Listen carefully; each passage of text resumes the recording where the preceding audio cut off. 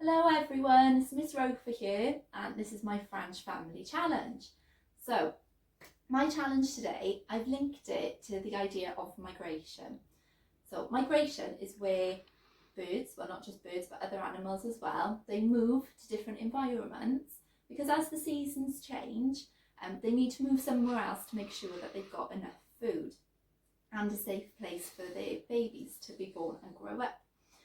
So my challenge today is about thinking about the wingspan of these birds.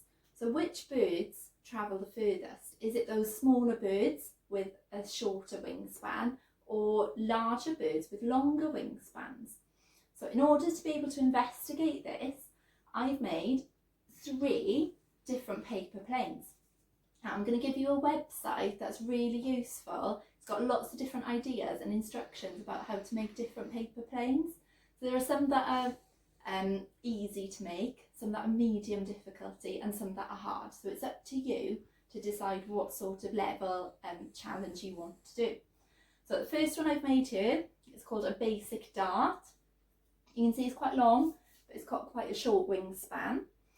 Then I've got the sea glider. It's a bit more challenging to make this one, but this one's actually built to look a little bit like a seagull, believe it or not, to go that glides over the sea.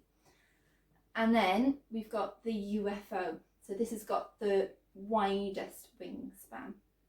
And what I'd like you to do is to test the different planes that you make, ideally in your garden, okay, because you're meant to be staying at home, or in your house if you have enough space. Just make sure that you don't knock anything over in your house.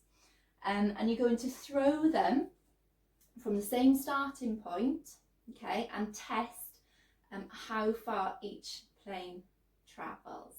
Okay, so to make this experiment a scientific one, it'd be fantastic if you could make a table, something a little bit like this. So you can see here I've got the design. So I've written in there the sea glider. I'm going to test that one first. And I've written down the wingspan there as well. So I've measured, forget the sea glider here, I've measured the wingspan using a ruler and I've got 25 centimetre wingspan.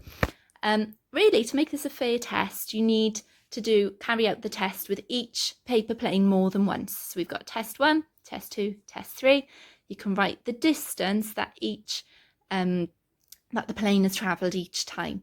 If you don't have a ruler or if you don't have a measuring tape, that's absolutely fine. You could just use your feet to measure the distance. So you could write 3 feet, for example, there. And then for those year 5 and 6 children who want a bit more of a challenge, you could work out the mean, so the average distance. So you add up each distance from all 3 of your tests and then divide that by 3. And remember to write the units in your average distance there as well. Okay, so good luck with the investigation. I can't wait to see your videos, your pictures, your comments, whatever, on how you get on with the challenge. It'd be really interesting to find out, is it the planes with the shorter wingspan, like this one, or the longer wingspan, for example, like the UFO, that will travel the furthest? Let's wait and see and find out. So good luck!